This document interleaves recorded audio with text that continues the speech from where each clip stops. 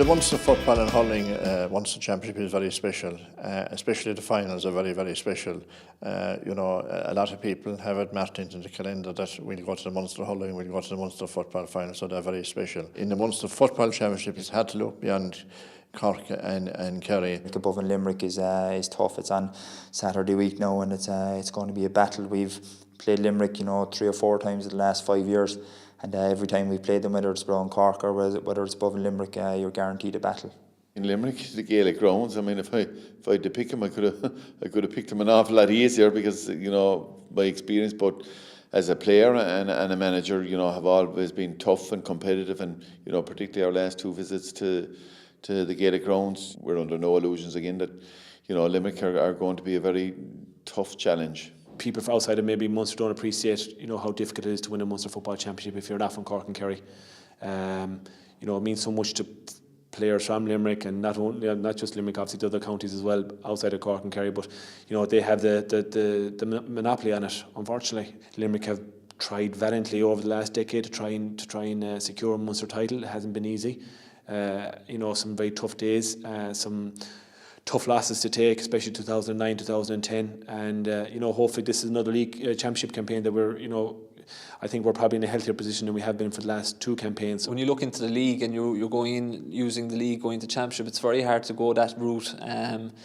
You're kind of very anxious to get the first championship game going, so you know where you are, because you've done so much work within the last 7 weeks with training and everything and doing small nitty-gritty stuff, you know, and you'll be kind of waiting for the championship to just begin and see where you are, and obviously see where everybody else is and what's the standard like, and obviously to see if you need anything to improve on from there.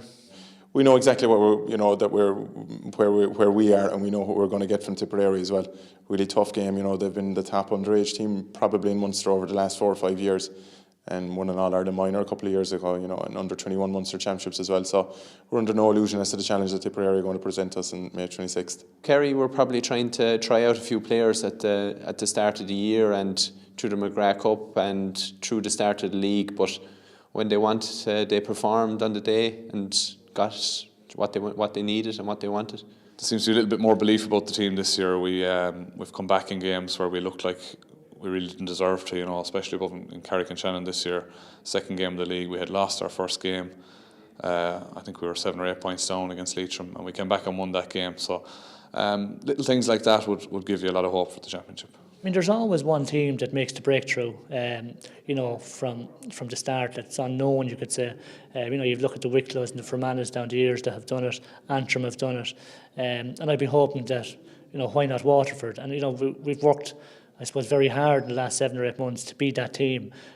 So, you know, hopefully we are that team.